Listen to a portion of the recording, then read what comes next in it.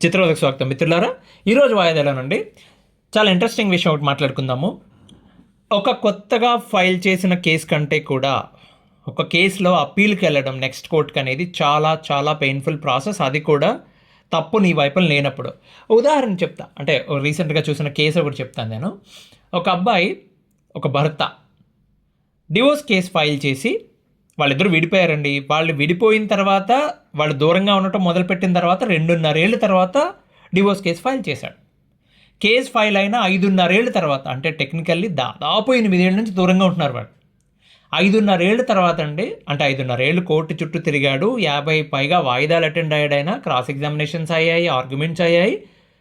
Last మినిట్లో అప్పటికే 2 జడ్జిలు మారారు. లాస్ట్ మినిట్లో ఇన్ని అయిపోయిన తర్వాత మళ్ళీ సెకండ్ జడ్జి మారి కొత్త జడ్జి వచ్చారు. వచ్చిన తర్వాత ఈయన కాన్ఫిడెన్స్ ఏంటంటే, బాబు డివోర్స్ వస్తుంది, ఒక దండం పెట్టేయచ్చు, ఒక నమస్కారం పెట్టేయచ్చు అని. జడ్జిమెంట్ డే రోజున చాలా సింపుల్గా, బాబు నీ పిటిషన్ డిస్మిస్ చేసేసామని చెప్పారు. మా నాన్న మామూలుగా షాక్ అవ్వాలా.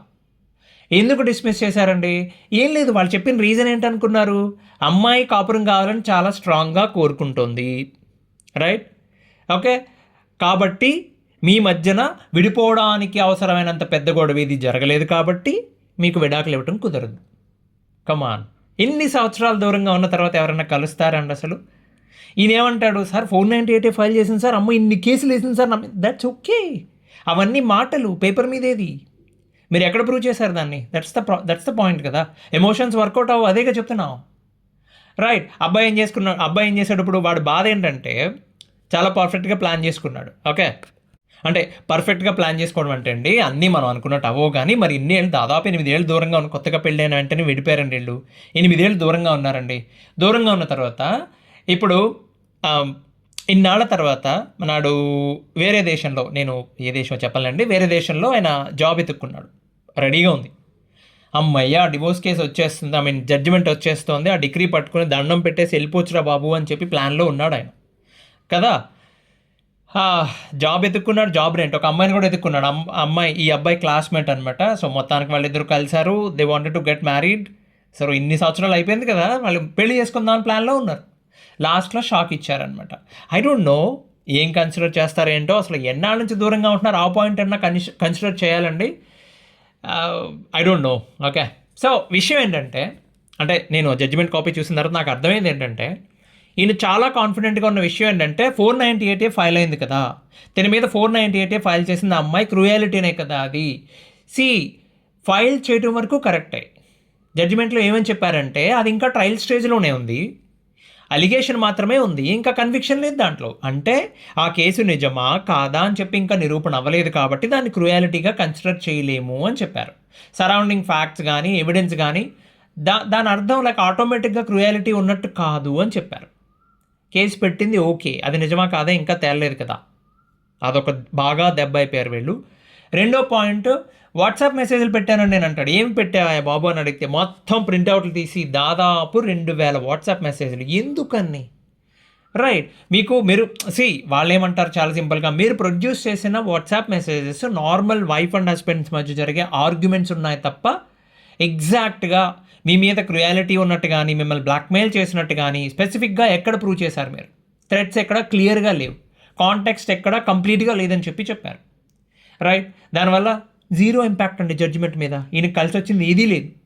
యాక్చువల్లీ ఏం పెట్టాలి వాళ్ళు వాట్సాప్ మెసేజెస్ అంటే, ఏదైతే కేసు మొత్తాన్ని, ఆ చైన్ ఆఫ్ ఎలిగేషన్స్ ఉన్నాయి కదా, దాన్ని బ్రేక్ చేసేస్తుందో, ఇది నిజం కాదేమో అన్న ఒక డౌట్ క్రియేట్ చేస్తుందో, అది నిజం కాదు అబద్ధం అని చెప్పకపోయినా పర్లేదు, కనీసం డౌట్ క్రియేట్ చేస్తుంది కదా, అదన్నా ప్రూవ్ చేసే మెసేజ్ ఉండాలి. ఒక మెసేజ్ కానీ, ఒక ఫోటో కానీ, అలాంటిది లేదు అక్కడ, రైట్?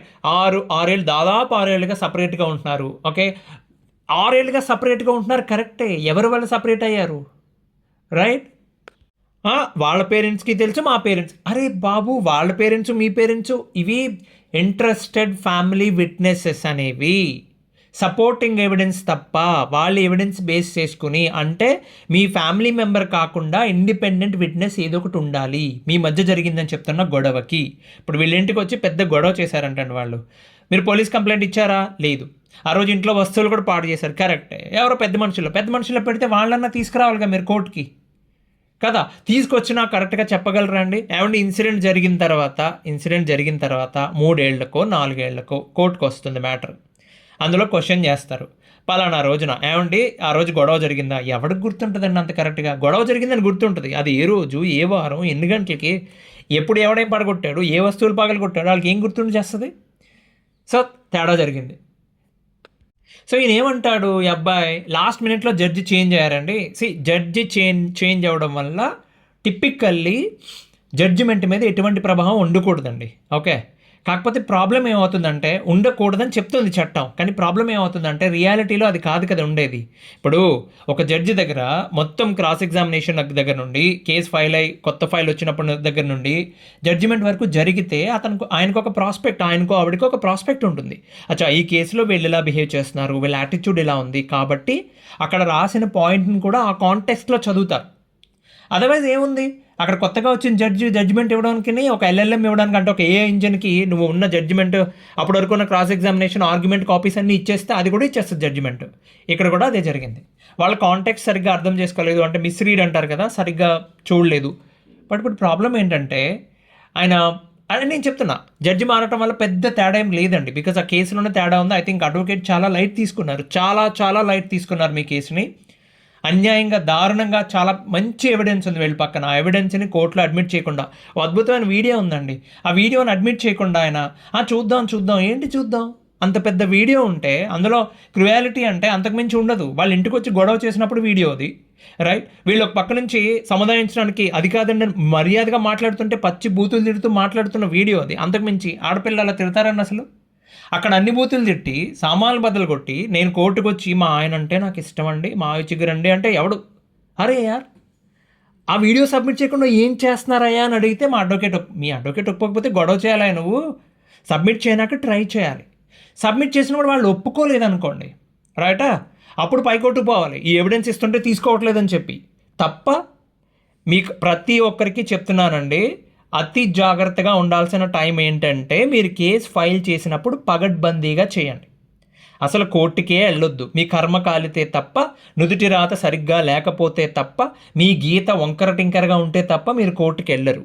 వెళ్ళాల్సిన పరిస్థితుల్లో ప్రతిదీ కూడా పగడ్బందీగా ప్లాన్ చేసుకుని, ఒక్కొక్క ఎవిడెన్సు కూర్చుకుని, ఎంత చిన్నగా వీలైతే అంత చిన్నగా కదా, ఎంత తక్కువ ఉంటే అంత మంచిది మ్యాటర్. కానీ ఉన్నది చాలా క్వాలిటీ మ్యాటర్ అయి ఉండాలి.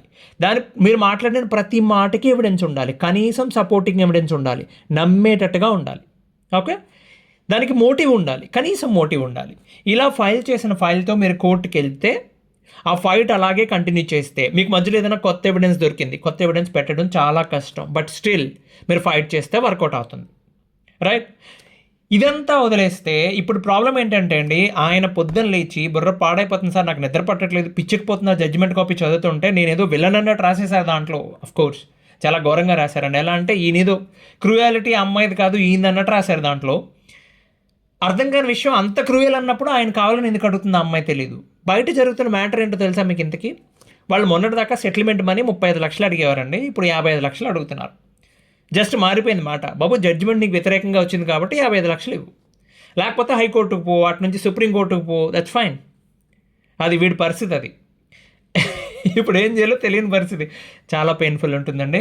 ఇప్పుడు ఒక కొత్త అడ్వకేట్ని కలవాలి, అడ్వకేట్తో గొడవ వేసుకున్నాడు, ఆబ్వియస్లీ ఎవడన్నా వేసుకుంటాడు. ఓకే, ఏంటి ఇది ఇంత భయంకరమైన జడ్జిమెంట్, నువ్వేం చేస్తున్నావు అసలు, రైట్? ముందుండాలి. ఇప్పుడు ఎవరు ఏం చేయలేం మనం, రైట్? చాలా ఇది ఇలాంటి బాధలు ఆడపిల్లల పండుగ కూడా ఉంటాయండి. వాళ్ళైతే, అబ్బాయిలు అయితే కనీసం ధైర్యం చేయగలుగుతారు, ఆడపిల్లలు అయితే మరీ ఘోరంగా ఉంటుంది. ఇదే విషయం ఒక ఆడపిల్ల విషయంలో కూడా జరిగింది. నాకు అర్థం కాని విషయం, అరే బాబు డివోర్స్ కావాలరా బాబు, నాకు నీ డబ్బులు వద్దని చెప్పినా ఆయన ఇవ్వట్లా. ఇక్కడ ఈ కేసులో అంతే, అరే 35 లక్షలు అంటే నేను ఇవ్వలేనురా బాబు, ఒక 20 లక్షలు ఇస్తాను నేను వెళ్ళిపోండి అంటే ఒప్పుకోవట్లా. ఇప్పుడు 35 కాస్త 55 అయింది లక్షలు.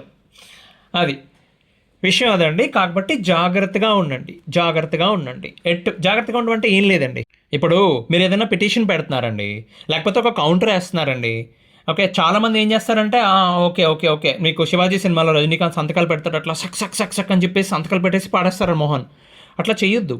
ఎందుకంటే ఇప్పుడు జడ్జిమెంట్ వచ్చిన తర్వాత పొద్దున్నే లేచి కాఫీ తాగి ఆ పేపర్స్ అన్నీ ఎదురుగా వేసుకుని కూర్చుని ఒక్కొక్కటి చదువుతూ ఉంటే ఆయన, అంటే జడ్జిమెంట్లో ఇలా ఎందుకు రాశారని చెప్పి చదువుతూ ఉంటే వీళ్ళు వేసిన పిటిషన్లో కానీ వీళ్ళు వేసిన కౌంటర్స్లో కానీ ఎంతెంత బూతులు ఉన్నాయో అర్థమవుతుంది ఇప్పుడు. Okay, so he's in a very critical situation right now. అంటే ఇంకొక లాయర్ని కలిసి మళ్ళీ హైకోర్టులో పిటిషన్ పెట్టుకుని అది ఎప్పుడు తేలుతుందో తెలీదు, ఈ జాబ్కి వెళ్ళాలా వద్దా. నేనైతే చెప్పానండి, ఆ జాబ్కి మీరు మానేయాల్సిన అవసరం ఏం లేదండి. ఆన్ బిహాఫ్ ఆఫ్ యూ ఎవరొకరు ఫైట్ చేస్తారు, అవకాశం అయితే వదులుకోవద్దు, మీరు చక్కగా వెళ్ళి ఉద్యోగం చేసుకోండి, రైట్. ఇంకో అమ్మాయి పెళ్ళి అది ఇది అనుకున్నారు, I don't talk about it. నేను దాని గురించి ఏ సజెషన్ ఇవ్వను, కానీ ఒకవేళ ఇచ్చిన ఆఫ్లైన్లో ఇస్తే ఆన్లైన్లో ఇవ్వను కానీ ఓకే.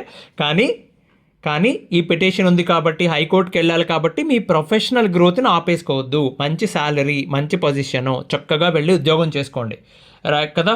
అది బెస్ట్ అని చెప్పి సలహా ఇచ్చాను. కానీ మీరు మాత్రం ఎవరన్నా పిటిషన్ పెడుతున్నట్టు కౌంటర్ వేస్తున్నట్టు తెలిస్తే ఒక్కొక్క లైన్ చదవాలి మీరు కూర్చొని. మీ కేసు మీద మీకే ఇంట్రెస్ట్ లేకపోతే ఎవరు చూపిస్తారు?